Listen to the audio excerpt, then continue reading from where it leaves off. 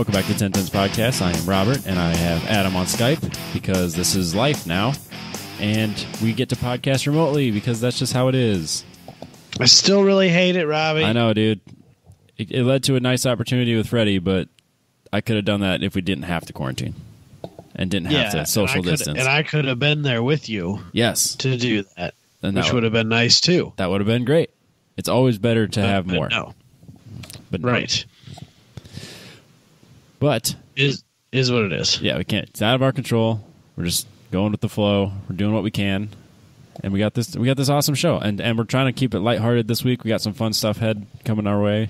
Our topic's gonna be a lot of fun. I think I prepped for it all day. I mean, not while I was at work, of course. I was working very diligently. I did a lot of driving. I had a lot of windshield time today, so I had time to really think about it. Nice. And I'm excited to really make your life difficult. Good. Well, that's what I'm here for. Mine's more for like hurt feelings. Like people are going to be upset at the choices we have to make. You're trying to upset everybody, like a broader perspective. This is and equal. I'm just trying to make you crush your favorite cars and pick my favorite cars instead. Damn it. I didn't do that. I was more like just... It's fine, Robbie. My goal is to have people screaming at their radios like, no, that's not the one. They'll probably still do that for you, too. It's fine. Oh, yeah. It'll be fun. I like it. I'm super excited. Should we open it up first, though? Yeah, we can start opening it up right away, I guess. Let's do that. Presented by Factory Fabrication. Start at 9 o'clock, Robert. Yeah, it is late. So I don't even know how this came across my radar. I'm sure it was on some Time Attack group that I'm in, which I'm in like all of them.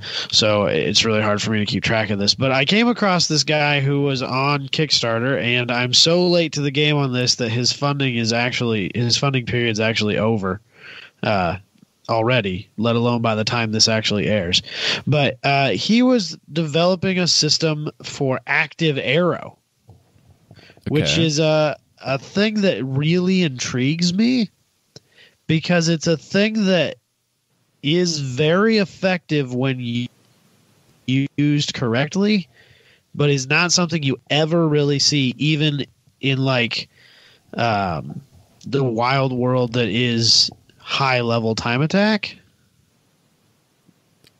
Okay, so I got this pulled up. So it's an active aero system, so it's basically a controller, and he's affecting his wing. So this angles. one is specific to the wing, and essentially he has a few different levels of what you could purchase. The cheapest one is kind of, for lack of a better term, like a DRS system that I think is button activated. So like if you had a button on your wheel, you came into the straightaway, you hit that button, and it'll flatten it out. It'll stall your wing out so that you're not having that drag while you're ripping down the straightaway, and you can accelerate faster.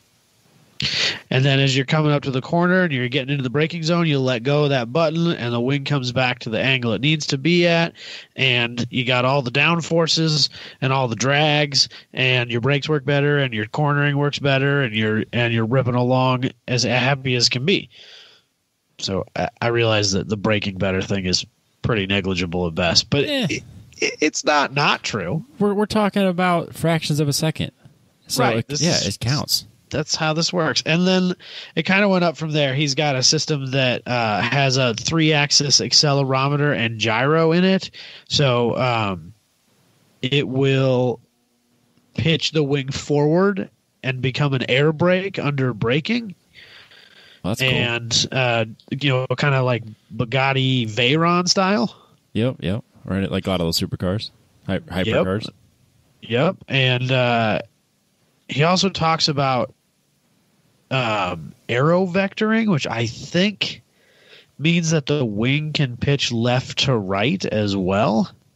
What it looks like to me is that he actually talks about, like, if you have a multi-element wing, having the wing elements split in half from left to right so that as you're cornering, he can change the angle of one half of the wing to increase downforce on the side, I suppose the outside of the car? Yeah. Is that where you'd want the downforce increase? Yeah. Yeah. To try and balance out the car and increase in the direction that you need it for the turning. Right. And so, like, that's some pretty advanced, serious stuff. So then, so he's selling the actuators and the modules to control it. The controllers, and he uses like high precision stepper motors. Yep. Which would have to be really, really strong in order to stand up to the forces that some of these wild wings that people make these days can create. Do you know offhand? I think 100 miles an hour is kind of the average when a wing company spits out downforce numbers. Do you know what yours makes? I know the drag. I know they talk about ratio it is makes 15 to 1. pounds of downforce for every pound of drag it creates. But Yep. do you have any idea, and I realize that yours is adjustable, and so it's kind of a hard number to give, but do you have any? No, I don't know. I don't know what it is. And I don't want to say a number and be completely off base.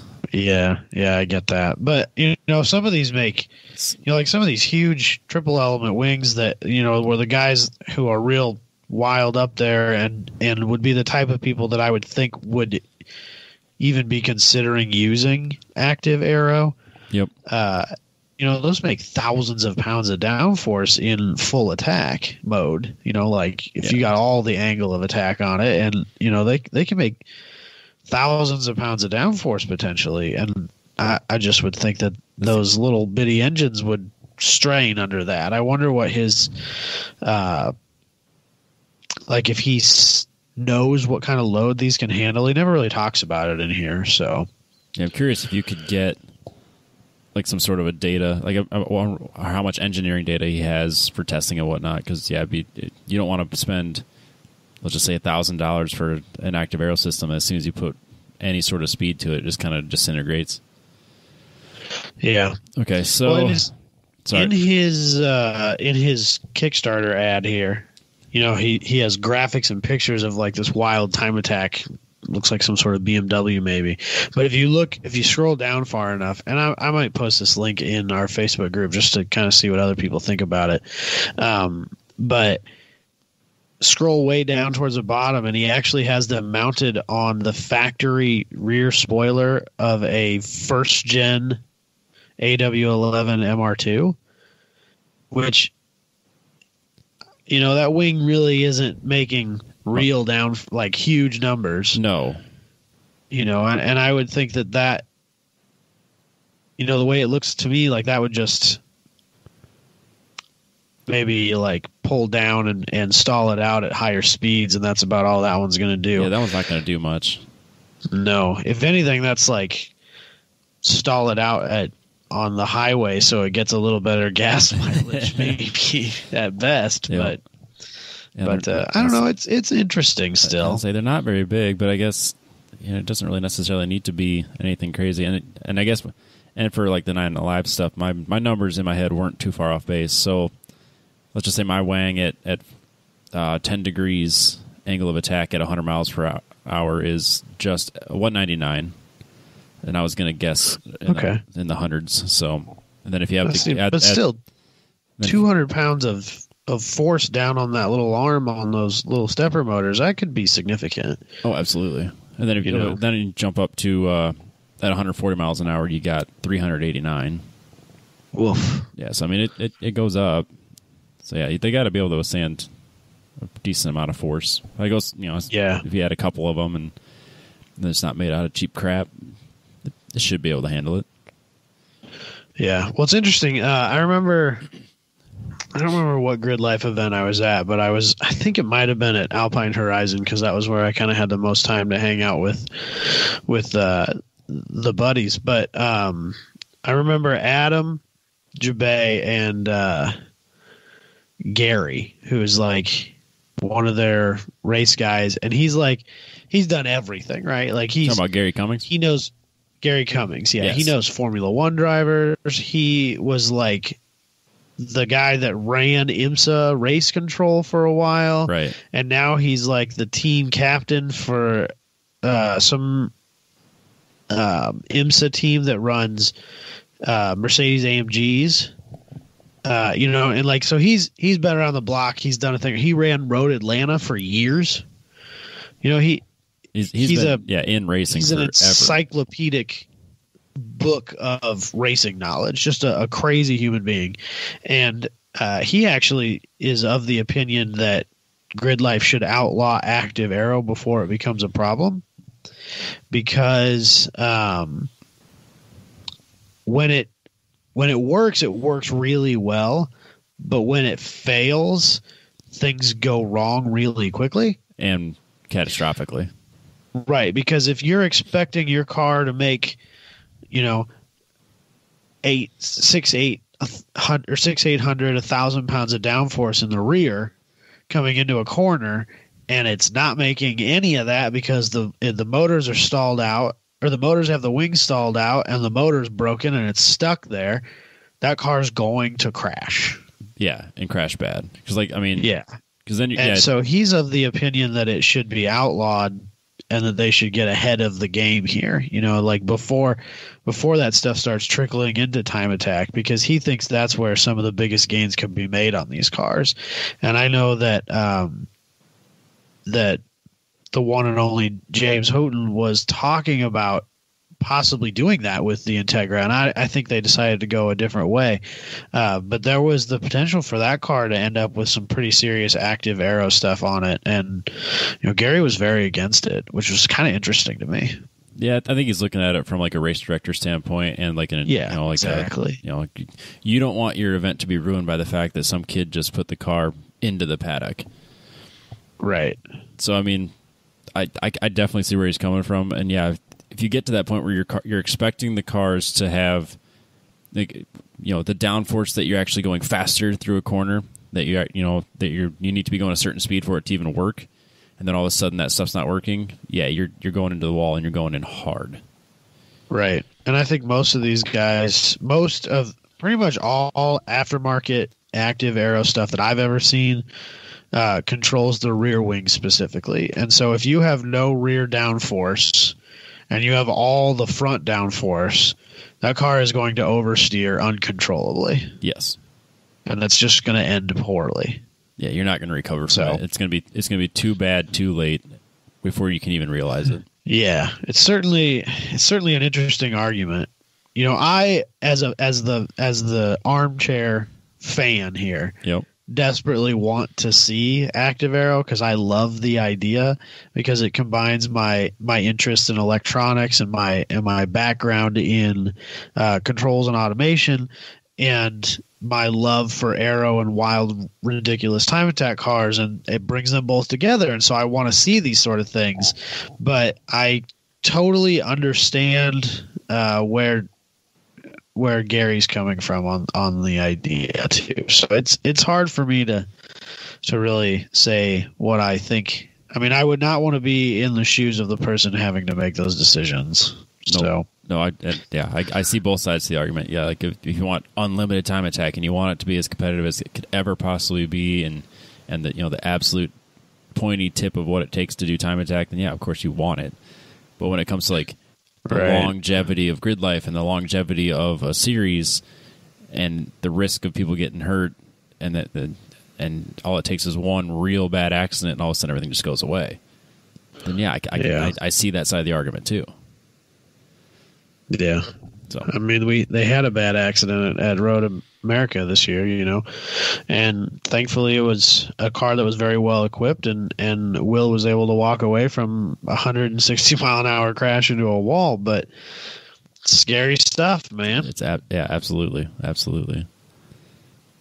But no, it's interesting to see that people are starting to dive into it, and stuff like this is becoming available. I mean, I'm sure this isn't the only guy trying to get a company off the ground with Active Aero. No, when we were at Superlap Battle, there was I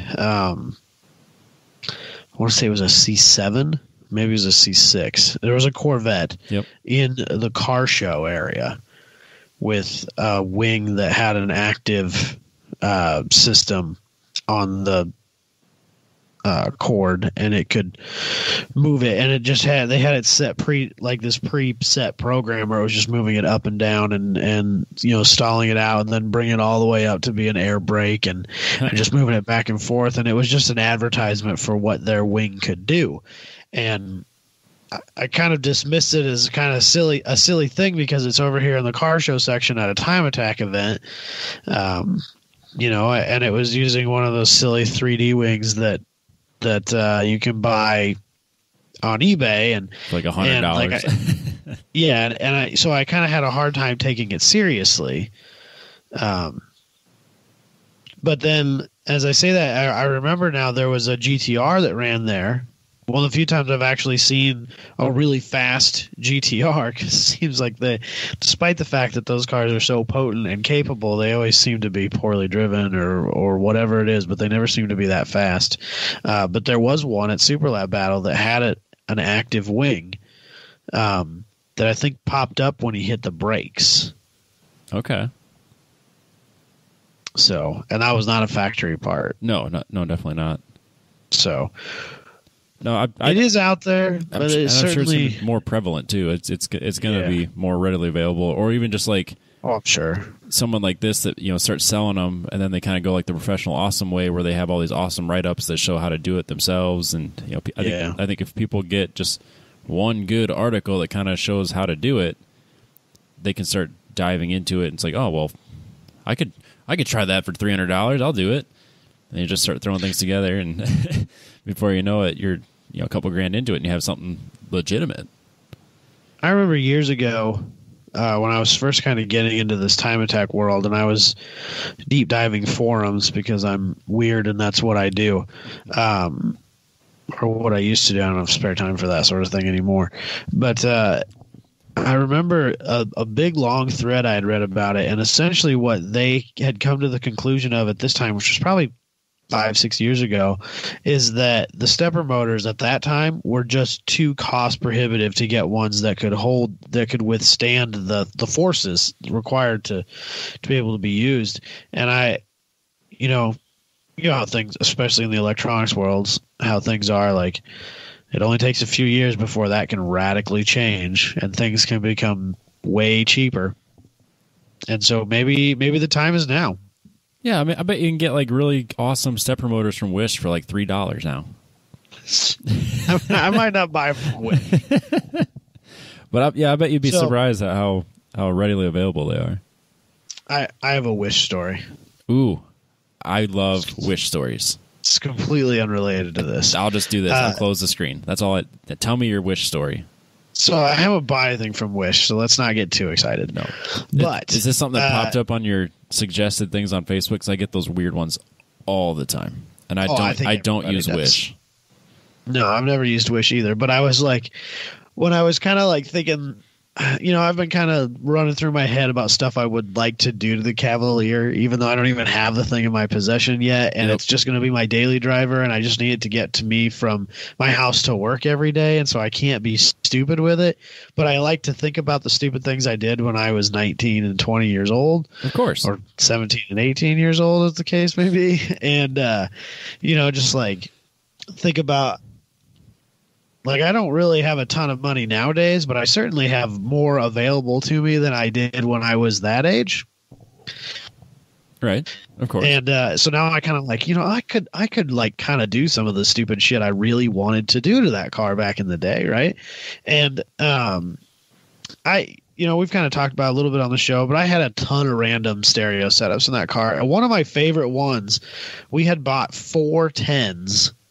That because some friends of mine owned like a vinyl graphics shop, and we got a dealer license through his dad for a couple different like wholesale audio distributors, and we bought these Lanzar, which is like this cheap bottom of the barrel flea market brand. Okay. We bought 4 10s from them for $25 a piece. Oh my gosh. And I was like, I don't care how bad they are, how 4 of them should be at least kind of loud, and they cost me $100. Who cares, right?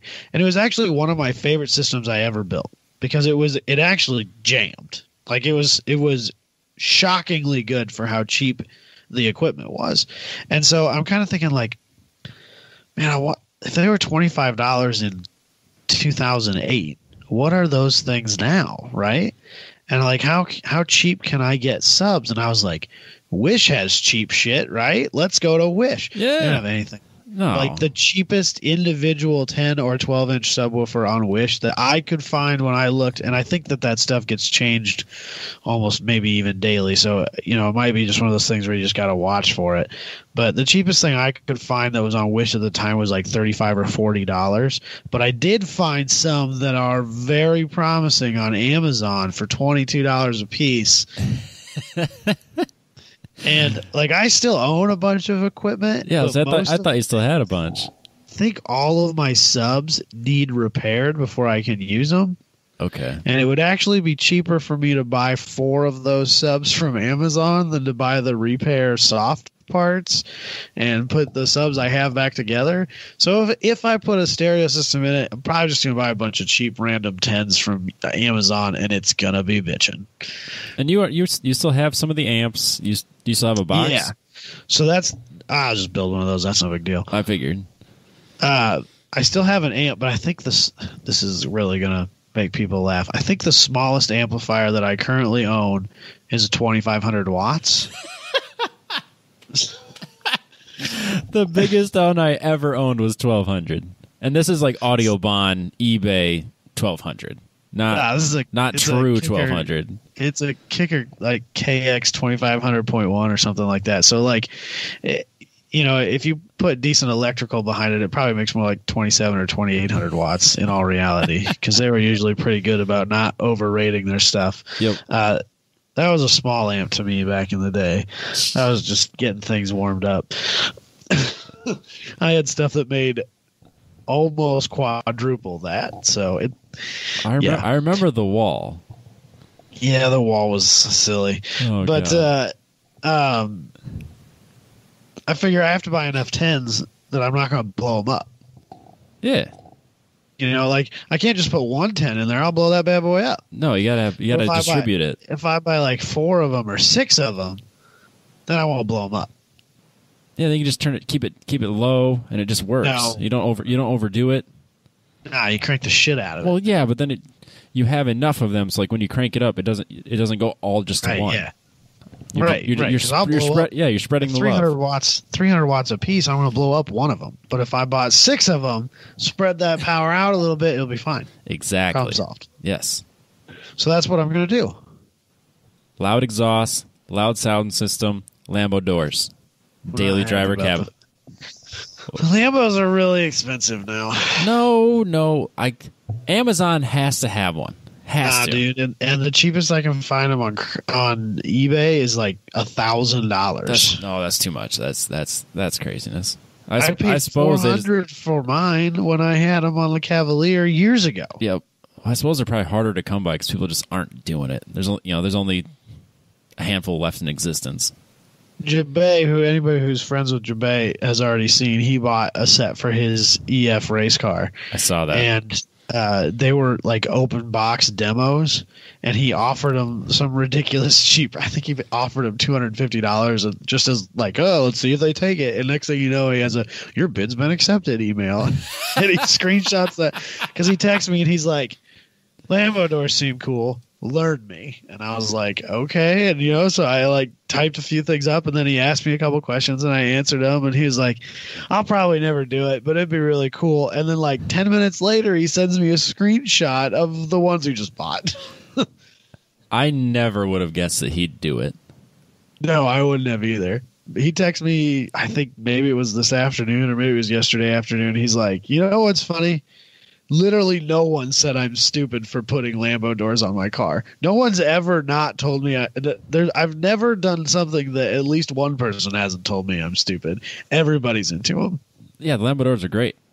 Oh, yeah, absolutely. And on that car, it fits. It doesn't break the rule when it comes to Lambo doors. It has the frame around the window. It looks good. It does have the frame around the window. God, I'm trying so hard to find the picture right now. It's just not happening. Yeah, it's on his Instagram. I know, but I don't have that up. I have Facebook. Yeah, that's fair. Oh, well. If anyone wants to see it, go to Adam Jabay's Facebook page or Instagram page. Yeah, there you go. Or at your next Grid Life event, because it will be there. Yeah. So anyway, Active Aero. Active Aero, Lambo world. doors. I'm in. That's wild. Yeah, I would like to see this being put to use on someone who's smarter than me's cars. Me too. Or someone that's really smart can help me put it on my car. But there you go. I would like that's fair too. I would like to be a much, much, much, much, much, much, much, much better driver first. How about that? Nah, you just cover it up with the car, Robbie. Oh, is that how everyone keeps winning? Everyone just does really good because their cars are so much better? Track time is expensive. It's way cheaper just to spend a bunch of money on your car. I'll just spend it on iRacing so I can get the ideas right, and then maybe someday I can put it on track. I don't know, man. I've been watching Josh and Ryan and Dalton bitch about how everybody sucks on iRacing too. So. I suck on iRacing too. I admit that. But their problem better. is that they're trying to up their safety ratings and get their higher licenses, and people keep crashing into them and screwing it all up. Oh, that's frustrating. So, well, I just realized that I also learned that if you do private races, it doesn't count. So it doesn't go towards your record of races. So I'm like, well, I've done nothing according to iRacing, but I've done all these local stuff that we're doing for the MVR. Right. Oh well, that's not important. I'm just having fun. Yep. But this rant or random fact came from Factory Fabrication for all your fabrication needs. That's all I got. I don't know. I'm sure that he's down for anything right now. Yeah, I'm not sure what he's doing for. I haven't had a chance to talk to him work wise, but I assume that if you reach out to him, he'll respond. He'll work something out. Yeah. How do you feel? We've done this. Go ahead. I was just saying, how do you feel about offending some fans? Let's do this. We've done this, I think, once or twice before. Not as a topic, though, have we? Yeah, we have. Have we? At least once, if not twice. I could have swore we never actually did it. We've talked about it forever. No, because I remember specifically one time when we did one of the AMA episodes.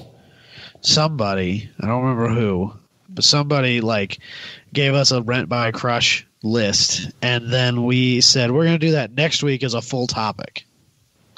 Oh, so I hope I didn't repeat.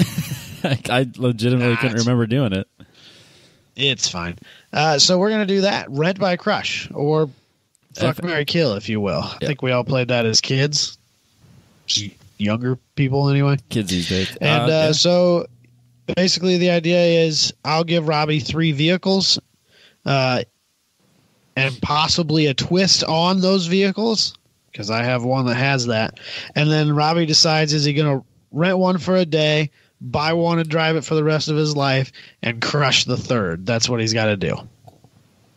I want to get your answers on all of them, too, though. That's fine. Okay. So, how do you want to do this? Should we alternate? Yeah, let's go back and forth. All right. Which one do you want to go? I'll start. That's fine. Okay. Let's start with the time attack cars. Okay. Because that one's the least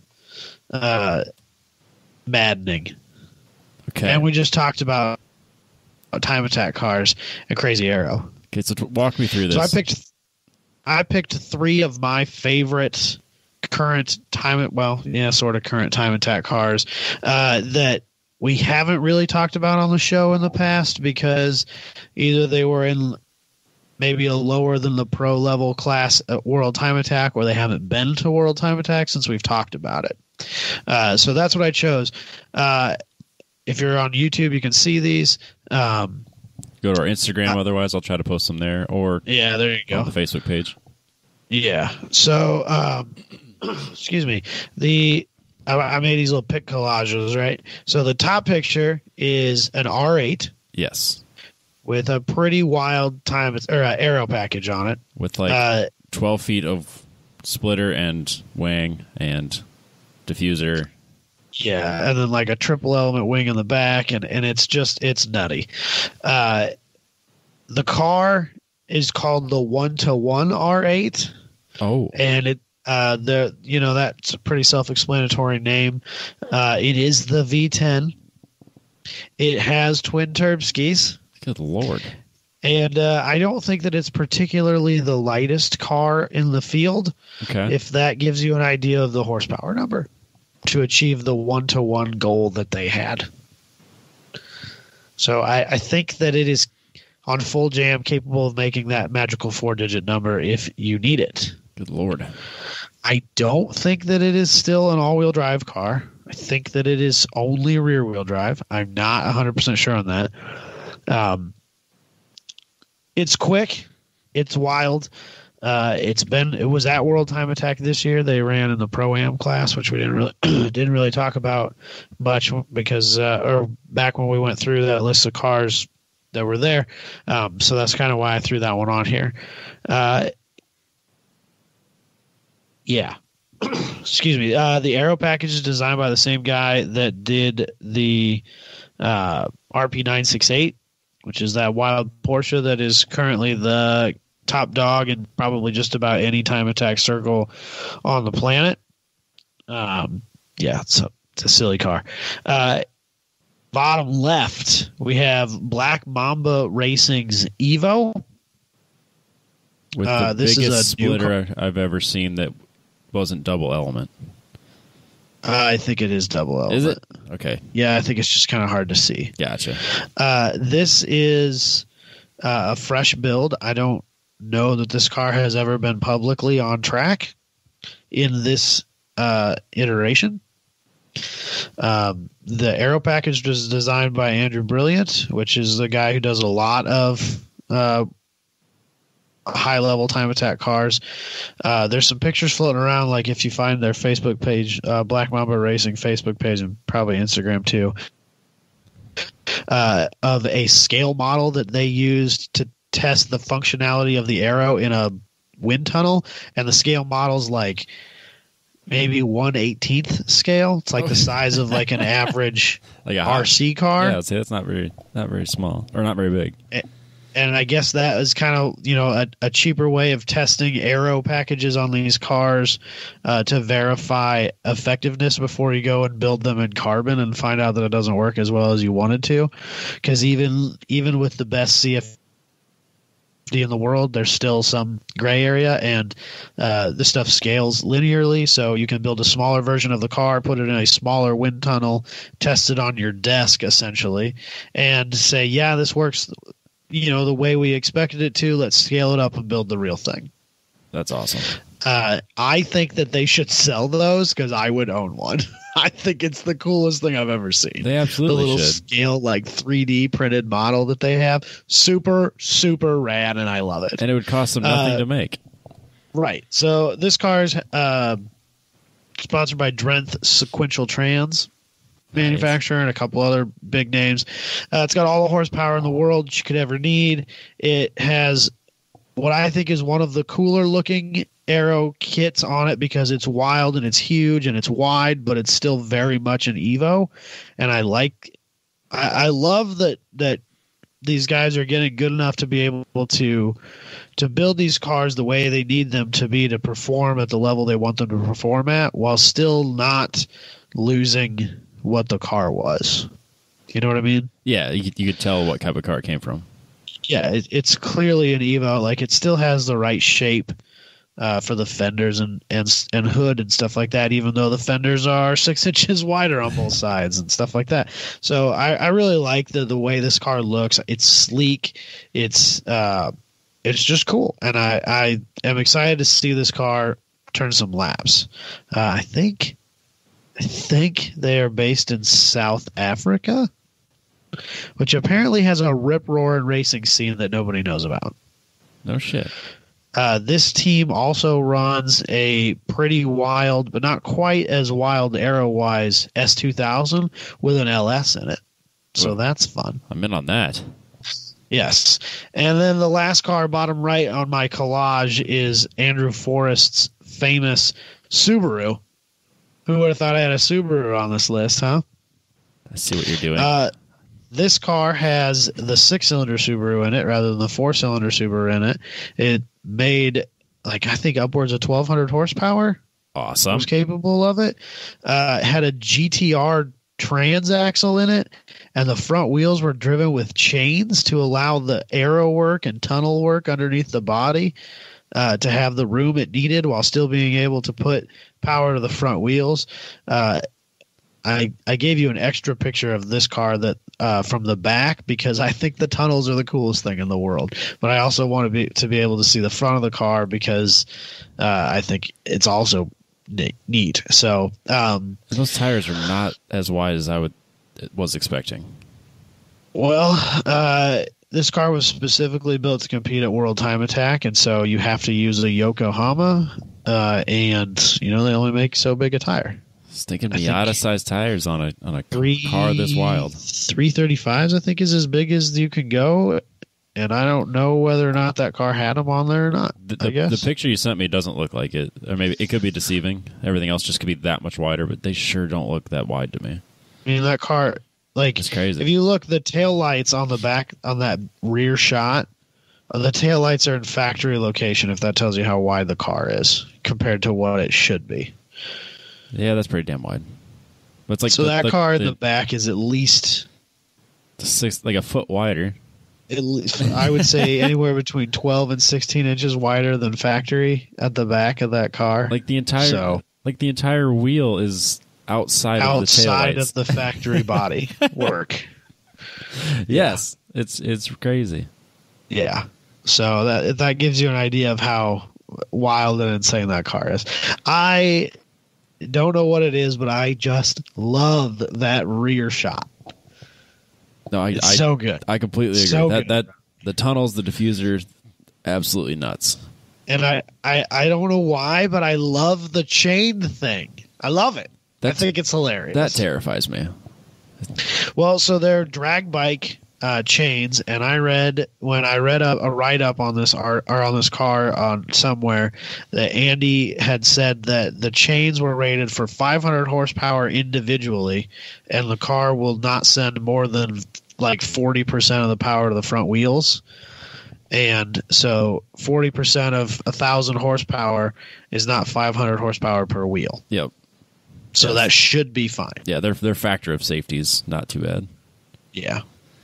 So I have to choose the R8, the Evo. Like I said, this was probably the nicest one I have. But none of these cars are cars that I would picture Robbie Vierhout building as race cars if he was starting from a clean slate. However, the end result is nonetheless brilliant and spectacular. They're all great. I'll put that out there. I don't like having to choose, and this hurts me. It also hurts. So I figured that the hardest thing for you to decide would be which one to keep forever, and the second hardest decision would be which one are you going to crush. Agreed. I would rent all of them. But right. So that's not an option. No, it's not an option. I have to narrow this down. So I'm going to rent the Subaru. Okay. Because it is wild and scary. And I'm going to, I can't believe I'm saying this, marry the R8. Yes. Because it's a proper... Got the biggest engine? Yeah. I couldn't say no to a V10. And it hurts me, but the only reason I chose this was because I have to crush the Evo because I'm not a fan of sedan race cars. And that's a stupid reason, I'm aware. But I had to pick one, and that's the one. I totally 100% understand your distaste for sedans. It's not my thing either. Nope. But I like Evos. I really do, but I don't like. I don't remember what gen it is, but there is an older Evo that was a 2-door. That's the Evo to have. Same with the Subarus. They had that oh shit. Yeah, the GC chassis. Yes. The 2.5 RSs. Yes. So, which I think that Andy Forrest's was in some level based off of. Okay. but you'd never know. It's hard to tell. If I was rent by crushing, I think I would have to buy the Subaru, which is really hard for me to say.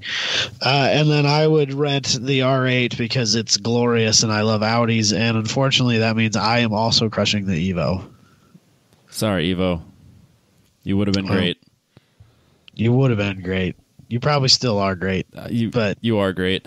We just had to choose. And your third and fourth door did you in for me. Okay, mine has no explaining. I'm going to list off some names. I think I did 6. Yeah. And I think which one are we doing here? I'm hoping. How about this? Because I have 3 and you have 6, so we'll do mine, and then we'll do 2 of yours and then 1 of mine. Okay. Alternating that way, and then we can finish it up that way. Okay. I'm hoping it loaded in the same order. So we'll start with the 2002. So that should help you open what you're looking for. Yep, I gotcha. 2002 Subaru STI. Okay. Evo. Okay. Or the Golf Mark IV. Okay. Hurt feelings incoming. Questions. Sure. The Mark IV. Can I get it in the spec that is shown, which is the R32 spec, which is the V6 all-wheel drive one? Yes. To match the other two, or am I stuck with a GTI, which is only a smaller VR6 or a 1.8T? I meant to say R32. Okay. The intent was to have them all roughly classed in the same price range, performance range, roughly. Okay. The buy is real easy for me. Really? I seriously want an R32 in my life at some point in my life. That engine is so cool to me. It sounds so awesome. I love the Mark IV. The Mark IV is my second favorite Golf chassis behind the Mark I, which is kind of hard to compete with because it's an old 80s hunk of junk, and so of course I'm going to love it. The all-wheel drive system is the same one that was in my Audi, which could be good, could be bad. Take that how you will. Bad. I think, gosh, who do I want to be less for one day? I think I would have to do the Evo for a day and crush the Subaru. Oh, man. Hurting. And the reason I'm going to do that is because not a day goes by where I don't see a Subaru somewhere in my back and forths. And I see Evos, especially that gen of Evo, way less often. Okay. And so even though I only have it for a day, it's still the more unique car. And so I got to buy it or rent it. Yes. I got to drive it. I think that both of those cars would deliver the same amount of driving enjoyment and pleasure for me because I think that they're essentially the same car in that respect. And so I'm going to take the Evo. Okay. Which is funny that now the last one I just crushed because it had 4 doors. These all, but these they don't all have 4 doors. No, and they're not all race cars. So that's fair. So you're gonna crush the Volkswagen. I already know that this is where this is going. Absolutely, and that's fine. I get it. That Volkswagen's getting crushed for sure. Yeah, Robbie, why are you such a hater? Because it's trash, man. It's no. You can't tell me it is rubbish. You can't tell me that's the worst looking car on this list. Yes, I can. Three. That's the best looking car. It is the worst looking car. No way, yes, dude. It's the best one. No. And honestly, the Subaru awful. is the second best looking one. The Subaru is the best looking one out of these 3. I do love a Bug-Eye. It looks great. I do love a Bug-Eye. I'll give you that. All right, so I'm crushing the little Mark IV R32. No, thank you. No, thank you. Yeah, well, I mean, you got to be wrong sometimes, I guess. No. I'm going to rent the Evo with the glass transmission, and I'm going to have to buy the Subaru, and you can thank Bill for that. Because I know how to replace head gaskets. It's easy. Just a side note, Robbie. we didn't get an STI bug eye in America. Damn it. I can live with that. We just got the WRX. In fact, I'm not even 100% sure that there is an STI. This is a thing that Michael would know, and this is the thing that we're going to get jumped down people are going to jump down our throats about. I don't care. But I know we didn't get an STI package in the United States in the bug eye. Well, I don't know if it even. I don't know if it existed at all. The picture of the Evo is clearly a right-hand drive car, and I knew that going in. Obviously, Yeah, that's fine. so That's fine. just deal with that, people. Yeah, it is what it is. Yep, hurt feelings incoming. Yeah. And because I don't like having a license plate that say "Please be 18," so the Evo is definitely not something I'm buying. Yeah, I'm not that you're guy. not wrong. I am not that guy. All right, we'll do the next one. you're not wrong. I'm hoping it goes straight to yours as well. So we're going to do the 2009 cars. Okay. Starting from the top, we got the AMG 63, Shit. the Okay. E60 M5, or Okay. the G8 GXP. When I put this one together, I was like, this one's good. Real good. Well, I know which one I'm buying. That's easy. Again, that's real easy. I'm buying the G8. Okay. It's probably the slowest one of the three. It's certainly the worst one of the three Or the from like a build quality comfort perspective, Yep. but I like it the most. I get it. Hurt feelings incoming. Let's go. I don't really want that Mercedes, but I also don't want to let Booney think that I want a BMW. Damn it.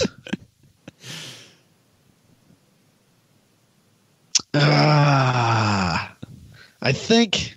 Fuck. I think I would rent the BMW and crush the Mercedes Benz. I can't believe that we agreed on one. Yeah, I can't believe it. Like I'm not. looking at it right now, I'm just like, that's a good looking BMW. But when you Yeah, but and if I you, don't if like it's, that dual headlight thing that the Mercedes has got going on there. no, and I'm not And really. I think that I don't like it because Kia did it too. Like in the Integra, since they're the same size, that doesn't bother me. And also, it's an Integra, so it's a little bit different. Right. But like Mercedes did this, and then Kia did it, and I know that Kia was trying to be Mercedes in doing so. And it really like kind of tarnishes the Mercedes for me a little bit. Like Also, Mercedes had nothing to do with it, but yeah, no Mercedes. also that car is like the least interesting looking car, even outside of the headlights. Like it's not very exciting to me. No, its performance is exciting, but the looks of it are very old time. Like I'm a fancy lawyer type. Yeah, and like since I'm renting this car for just a day, I'm gonna go around and do smoky burnouts. But I feel like I can do smoky burnouts in the BMW too. I think I'd be a lot happier in the BMW. I think the performance would be a lot better, more enjoyable, usable. And then I'm fine living the LS life. So Yeah, I got to own that Yeah. guy. And I love the G8. I love it. It's great. It's wonderful. It is great. And Luke made it even better. That's true. I His mean, is super I rad. liked him to begin with, and then Luke bought one and started drifting. Like, okay, I really, really like these cars. Yeah, that one is super rad. I'm pretty sure Jerry has an M5 just like that, and I really like his too. But it's not enough that I would want to buy it. I don't know why. No, that's certainly not my favorite generation of M5 either. So, is what it is. Yep. It's your turn. Next up, let's do my minivans.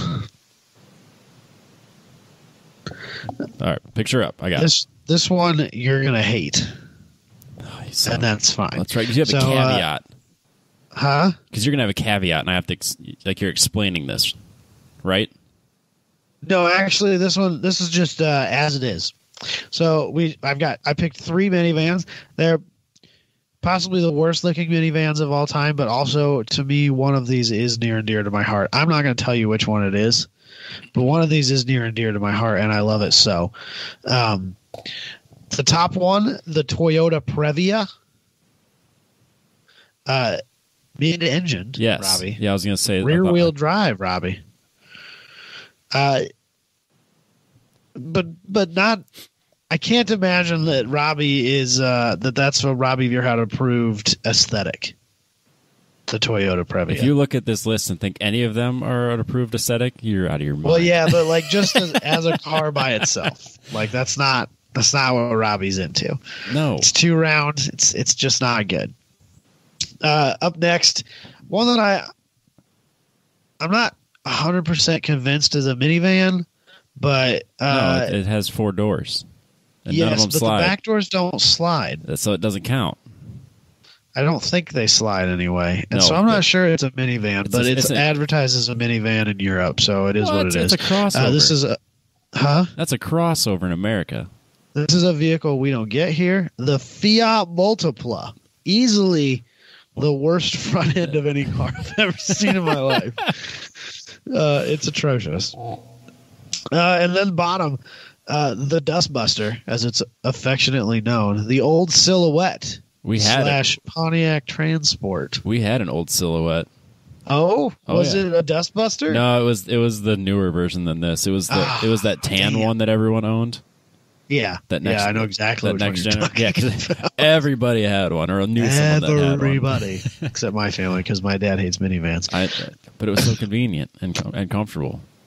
They're so good, Robbie. I don't care what my dad says. You put the foot to and when you put the foot to the floor and you just spin the tires all the way up the driveway. That's fun.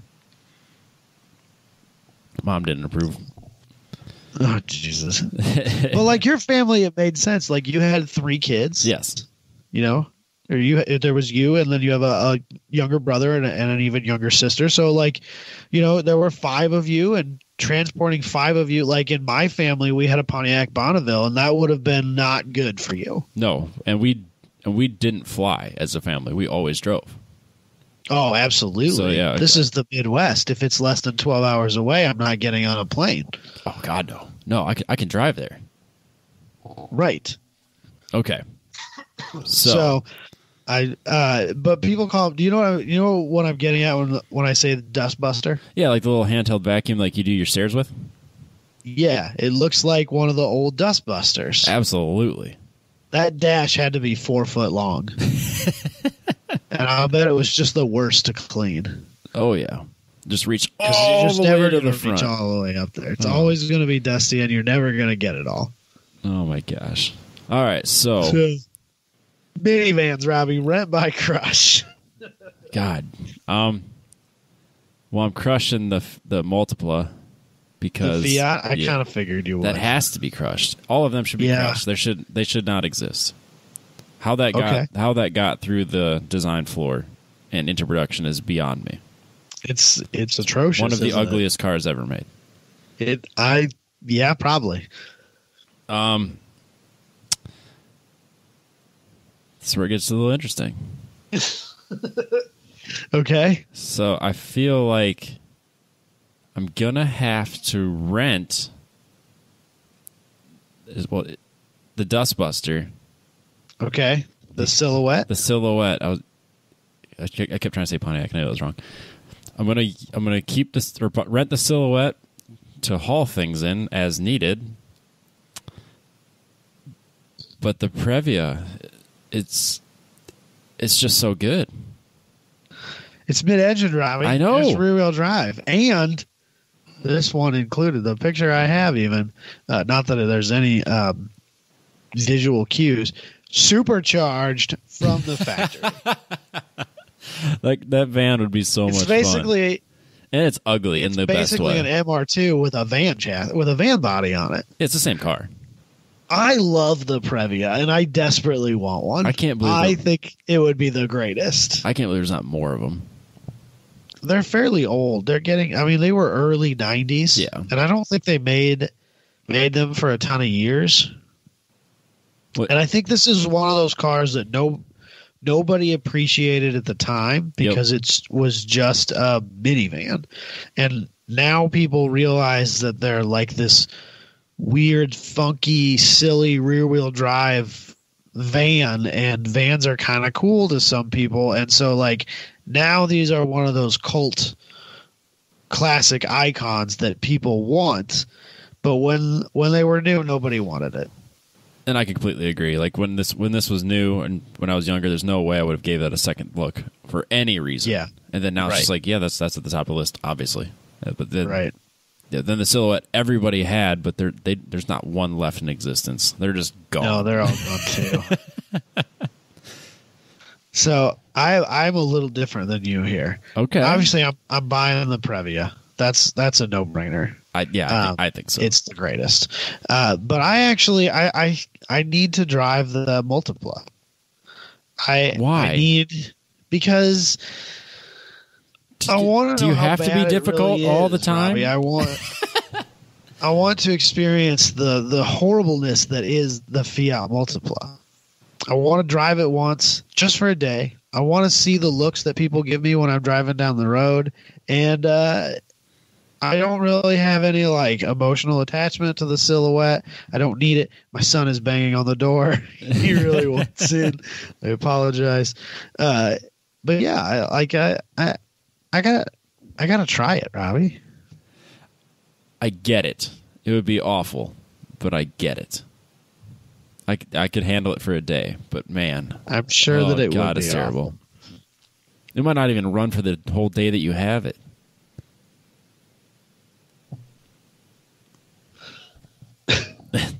Where's Katie's in the bathroom, so my kid's just gonna be slamming on the door. For a while. Sorry. All right, we can do. If I let him in here, it's not going to be any better. No, it'll be worse. So, all right, we'll go down my list. I want to save. What are we hitting me next? I want to save that one for last. So let's. Okay. We'll do it now. Fuck it.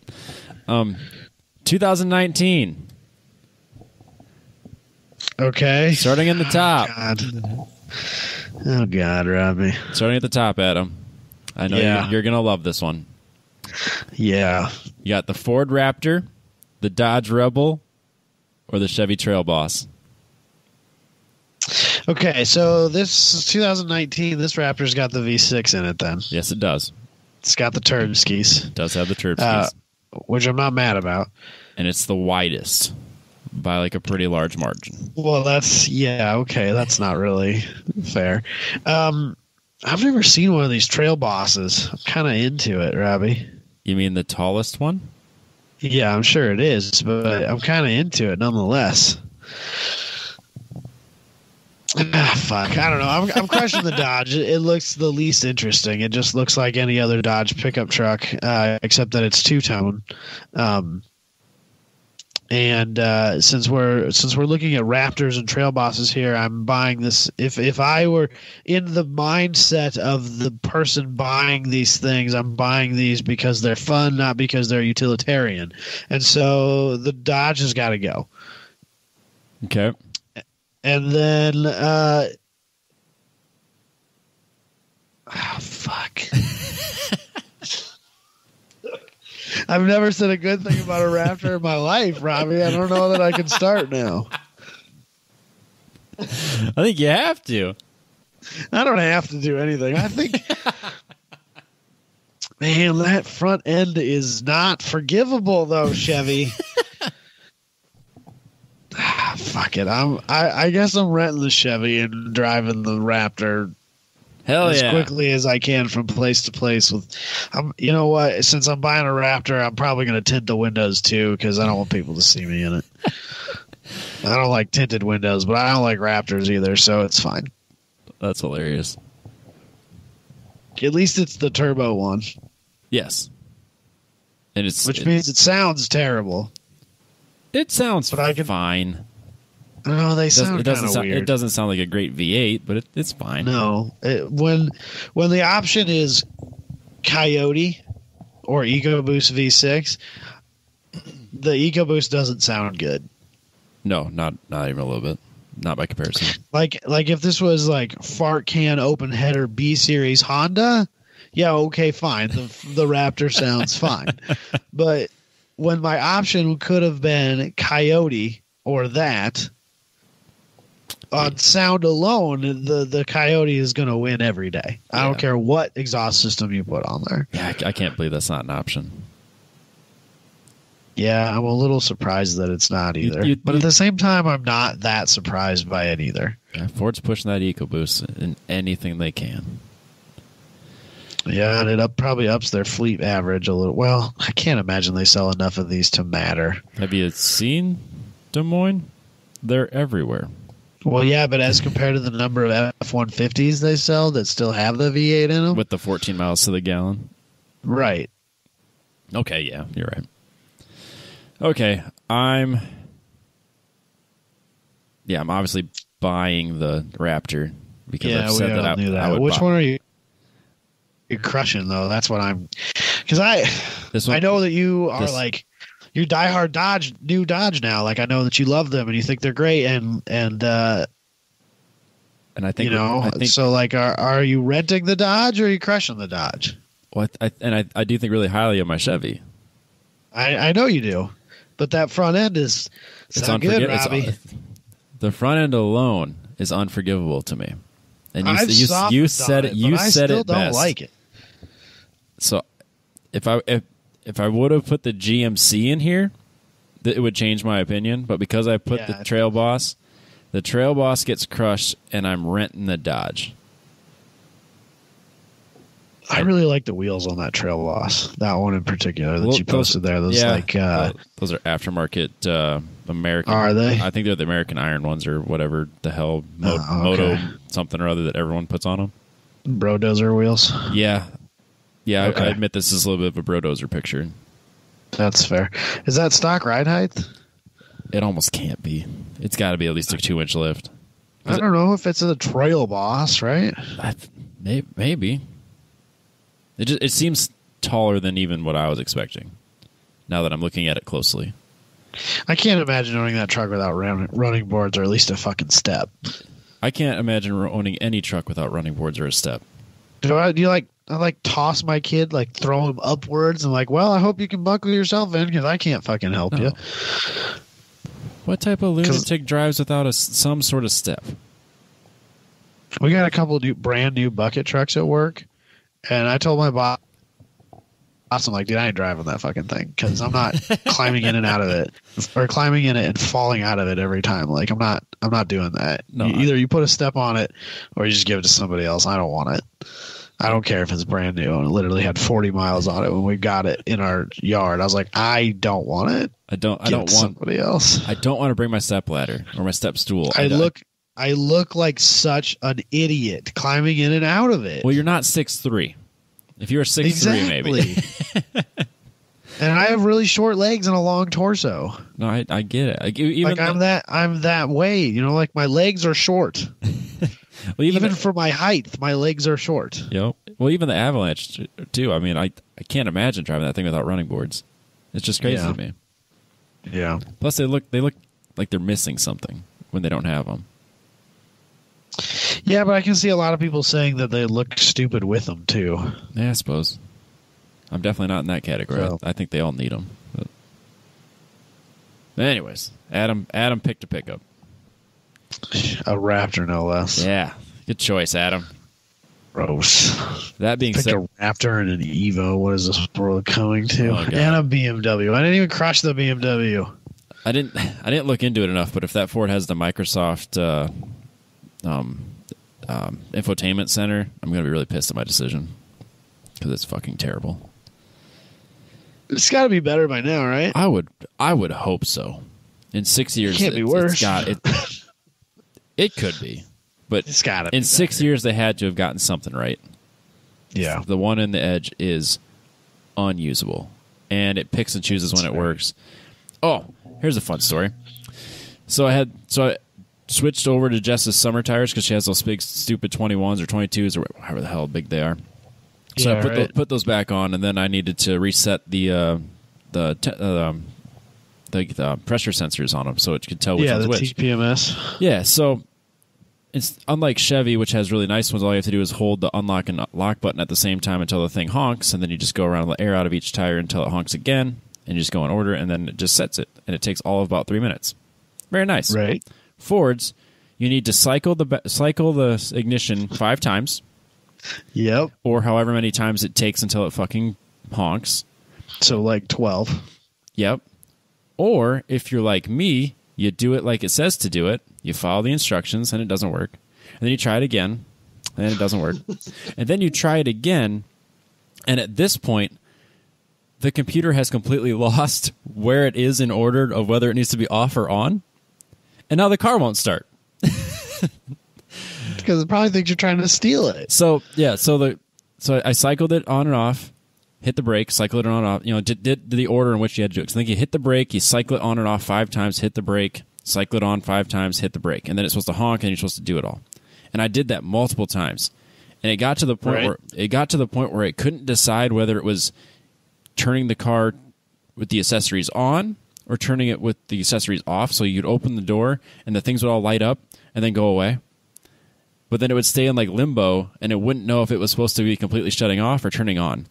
So when you hit the brake and hit the button to turn it on completely, it would cycle the starter, but not give it enough power to actually turn the car over.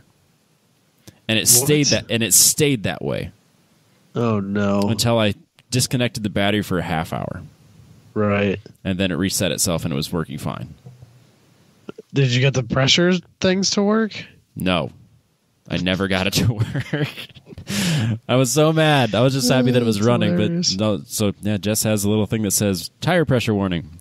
I'll figure it out eventually. I got the little tool and everything to go around and because again, you have to buy the fucking Ford tool. I'm sure. So you have to go hold the button next to the sensor and then work your way around.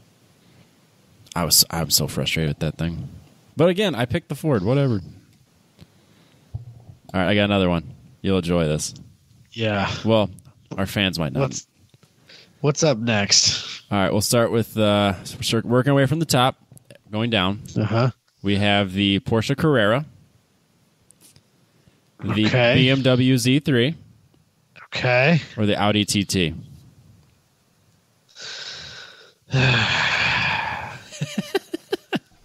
These aren't like the Porsche's like a way more expensive car. No, it's not. If you go and look at I guess now with the Audi. Yeah, you're right. You could buy that Audi for like $3,500. God dang it, you're right. I was basing this off of like bring a trailer prices for all of them, and the Audis were not comparable to what you can normally buy them. Think of the best TT. Is there one that's gone for crazy money on VAT? I think so. Oh, Jesus Christ. They were close enough that I put them in this category. That's fair. So we're just we're assuming the best TT that you can find. Not the one I owned.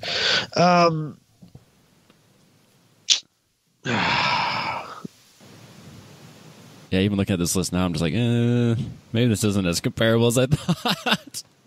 I can ignore price because I'm not really spending my money on these things in real life. So like I can pick these cars based off of what I like most to least. I think I'm going to crush the Porsche. Really? Yeah, I think I'm going to crush the Porsche. Booney's going to be so proud.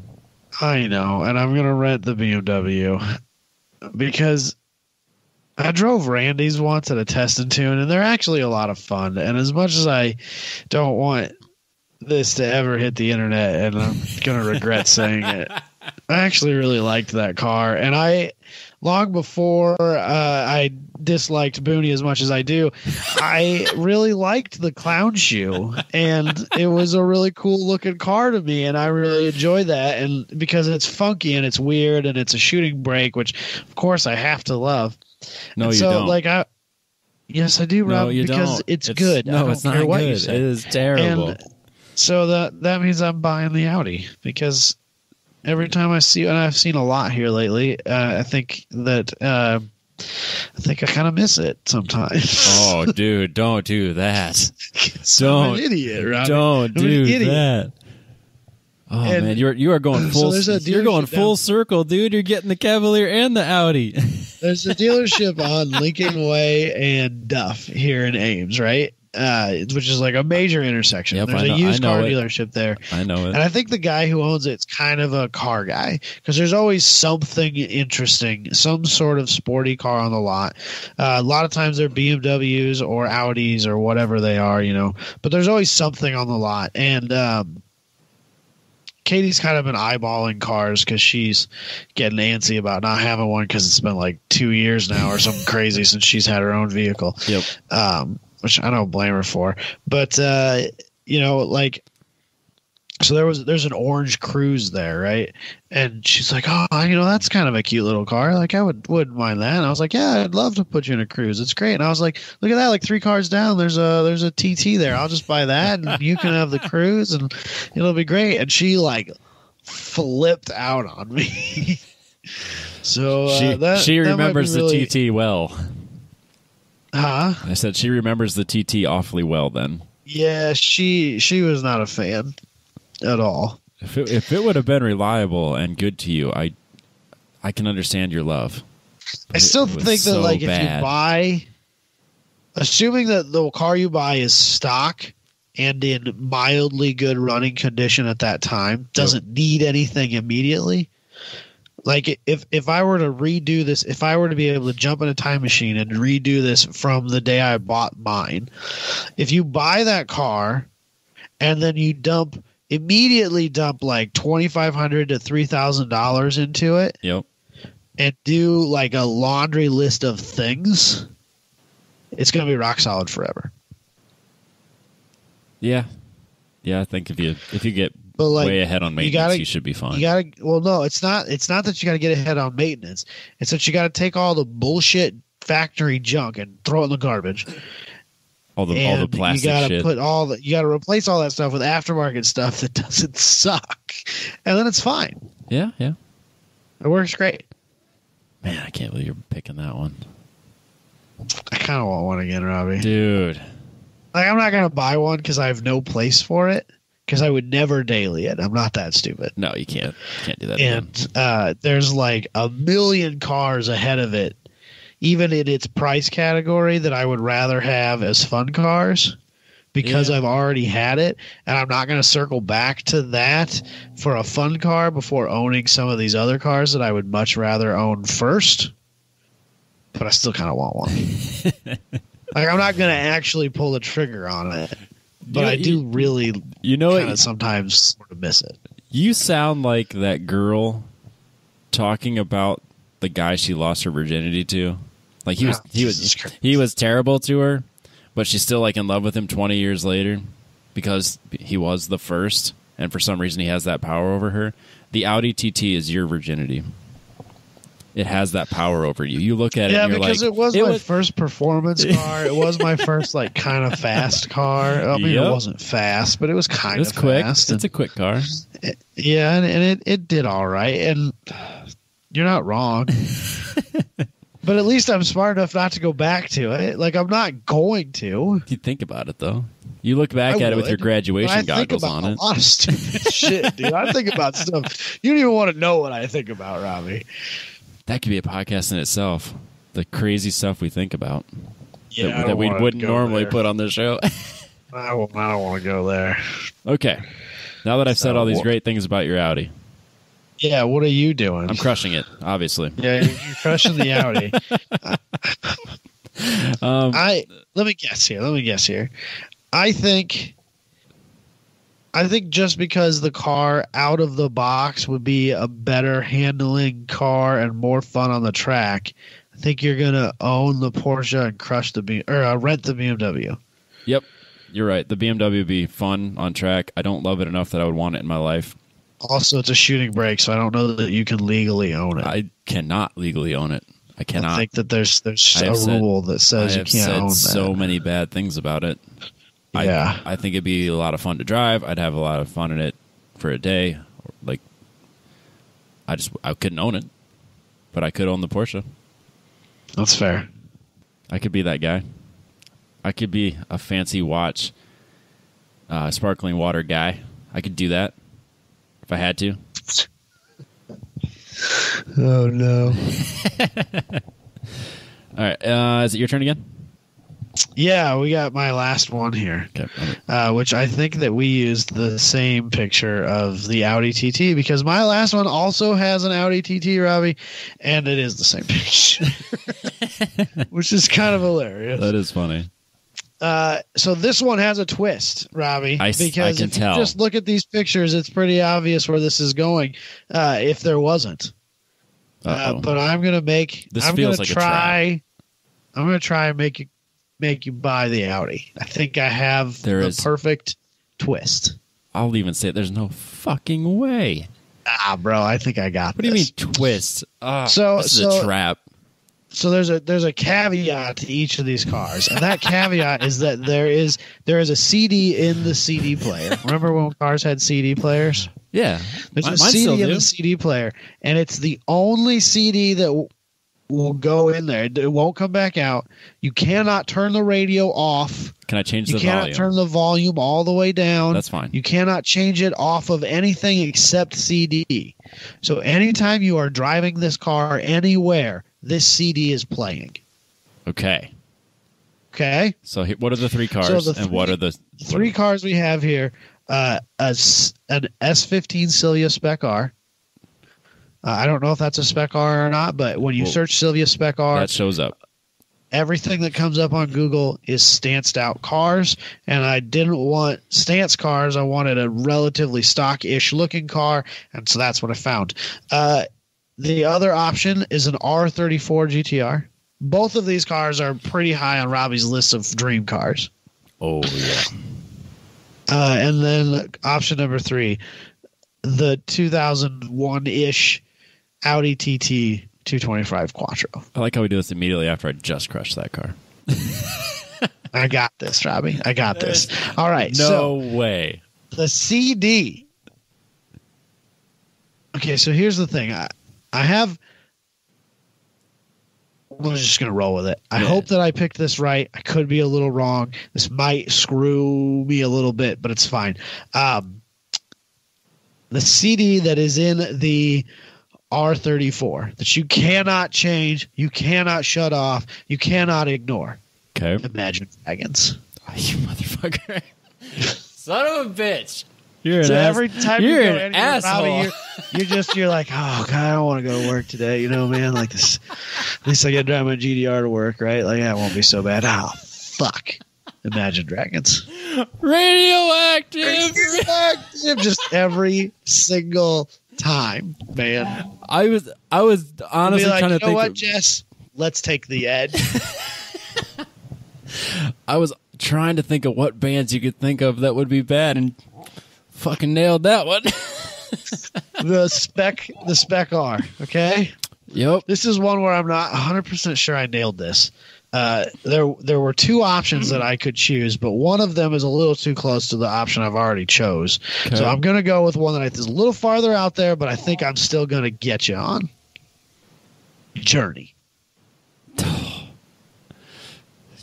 I don't love Journey. Just a small town girl. That's the only song I really know. And that's because I went to a bar once and they played it nonstop. Once. You went to every bar you've ever been to and they played that song more than once every time. Yes, it's fucking ridiculous. Even at the hip hop bar, it's like, yep, Journey.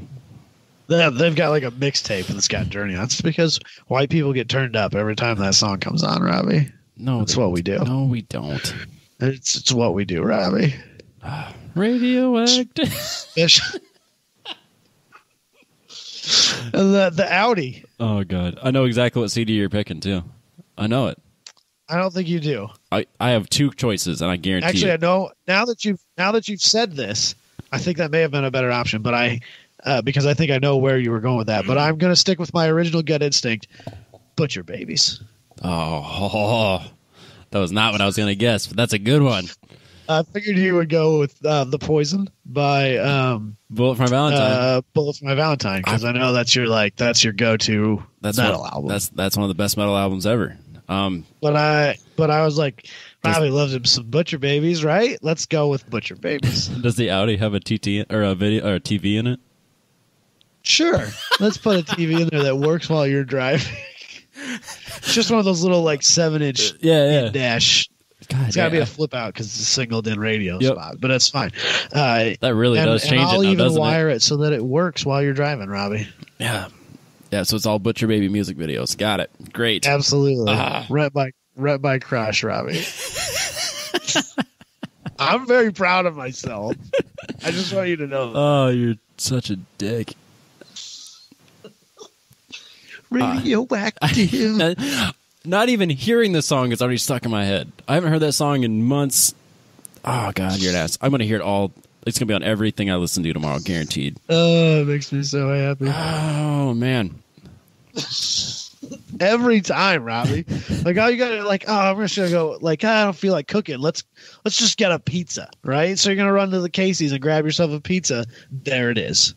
Imagine Dragons. For the rest of forever. Forever, Robbie. Okay, I'm going to crush the Sylvia. Really? Okay, so I'm glad that I picked Journey because I was kind of leaning towards Nickelback. I would rather have Nickelback. But I felt like that was too much like Imagine Dragons because of the comparison that we've made to the two in the past. Depends on what song by Nickelback. Like if it's one like a whole photograph a or mixtape of every song they've ever done. At least I'll give you that. That'd be better because it's not just going to be Photograph on repeat. Crush! Please get rid of that one. Burn it with the fire. I'm going to. I will buy that GTR. I will live in pain for that car. I can I still learn. got you to drive an Audi and crush it, Sylvia. And you know what? My life's complete with that. That's fine. And because you added the TV caveat, I think that's hilarious. I would drive around with Butcher Baby's music videos playing all the time. Jess might leave me, but my God, it'd be hilarious. You can have the windows down, just have it bumping the whole time. It'd be great. Yeah. It's like calling that guy on the side. Like, hey, bro, come over and check this shit out, right? Look at this music video. Have you seen this? Cop Butcher Babies. Look him up on YouTube. Cop pulls me over. No, seriously, check this out. Oh, God. Do I have some left? I have some left. Yeah, we got two more from you, and then we're done. We'll do some news real quick and call it a night. Okay. Well, if we even want to do the news, I don't really care. We'll jump through it real quick. All right. Two more groups. So I'm assuming the 80s Japanese cars are the last. We'll do the Japanese last. We'll do the supercars next. Okay. Starting from the top, you got the Countach. Oh man. The M1. Okay. Or the Ferrari F40. You've really hurt the BMW owners so far. Yeah, and I'm going to hurt him even harder because I'm crushing that bad boy, and I am buying that F40 so hard you wouldn't even know it hit you, Robbie. Because let's be real here, I'm not going to crush a V10 for an inline 6-cylinder. I understand. You know what I mean? Like, I get where Booney's coming from with the 1M. Or with the M1, I like the 1M better. The M1, I get where he's coming from with it. It's a cool car. It's very neat looking. It's very 80s. It looks like a Pantera, which could be good, could be bad. Pantera's better. The kidneys are there, but they're not too big, which is good. And I totally agree that the M1 Pro car is a fantastic sounding car. But that's not an M1 Pro car. That's an M1 street car, and it doesn't sound the same. And I'm not driving that and crushing a Lamborghini V10. Just not doing it. No. So I'm going to drive the Lambo for a day. I'm going to crush the BMW, and I am going to drive off into the sunset, the happiest man on the planet in my Ferrari F40. I 100% agree. Yeah? Oh, God, yeah. Oh, man, I'm kind of proud of that. I don't I don't think I could happily drive that Countach for more than a day. I think it's I think its shortcomings greatly outweigh its awesomeness. Like, 'cause I think if you had to deal with that regularly, you would be so infuriated. I don't know that the F40 is much better in that respect, but like I think that the F40 you can see out of. Yeah, exactly, and you can back There's it up. no way you can see out of that Lambo. No, the back glass is all of like 6 inches by 3 inches, and you have to sit outside of the car to back it up and see where you're going. And it's got 335 by 15 tires, and it's a pain in the ass. It's great, don't get me wrong, but I wouldn't want to have to deal with maintaining it. That being said, the $20,000 oil change that the F40 has is a whole other issue, and the fuel tank bladder that you have to replace every 5,000 miles or whatever that is, that's going to be a pain in the ass. But I could live that life for the F40. Oh, so good, Robbie.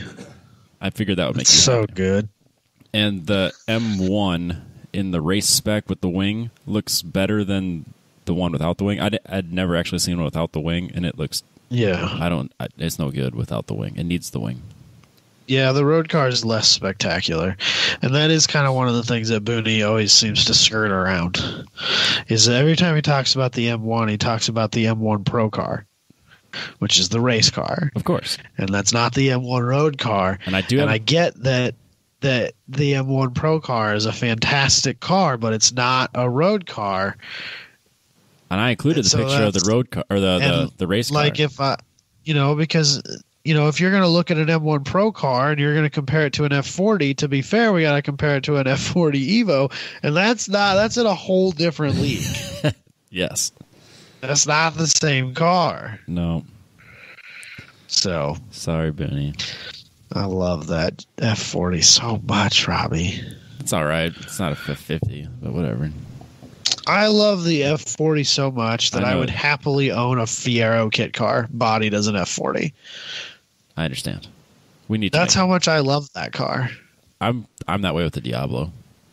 Like, I would not own a Lambo bodied Fiero. I wouldn't do it. I would if it was the Diablo and it looked good. Absolutely. I think I like the Countach better than the Diablo. Absolutely not. Not even close.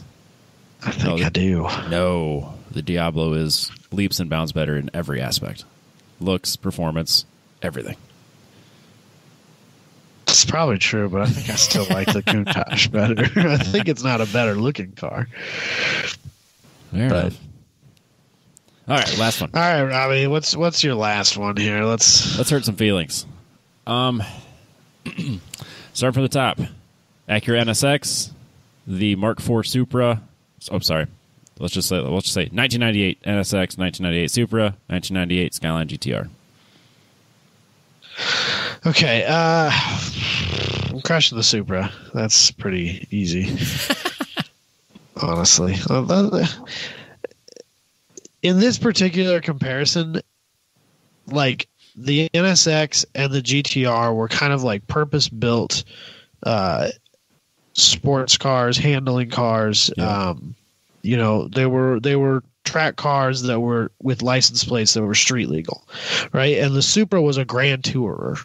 Correct. They're two wildly different categories that accomplish two wildly different things, and I don't know that they're really comparable cars beyond the fact that they were made in roughly the same time frame. And cost about the same.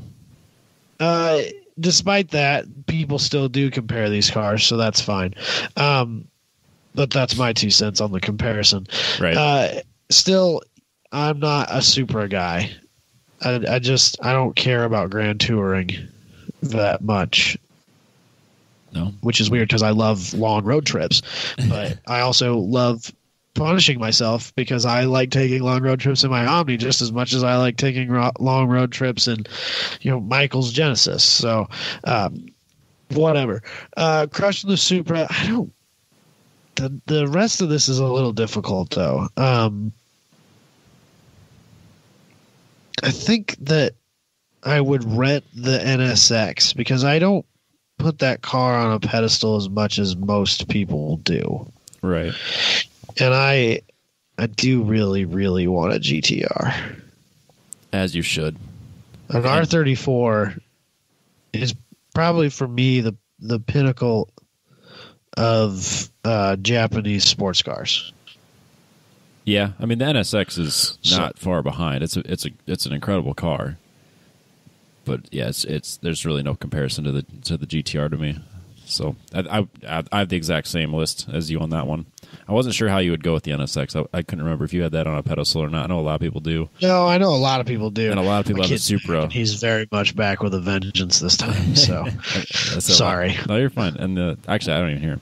And a lot of people have a lot of people have the Supra on a really high pedestal. So, but yeah, that's a no-brainer to me. If you put those three in front of me, the Supra's gone. I'd rent the NSX because I think that'd be a really fun track car for a day. But I would much rather have the Skyline in my life. Enough so that I would listen to Imagine Dragons every day for it. If I had to. I was really proud of that one, Robbie. I just wanted to say. So you combined FMK as well as Would You Rather. So thank you for that. Absolutely. But we can keep this rolling. That was our FMK. I'm sure this week on the group, if you guys have some, post them up. Let's see what anyone else completely disagrees with ours, and if you have other ones that we totally missed, post those up. Let's have some fun. In these trying times, let's try to make the group fun, even if it means we're all telling each other that our choices in cars are terrible, because that's fun to me.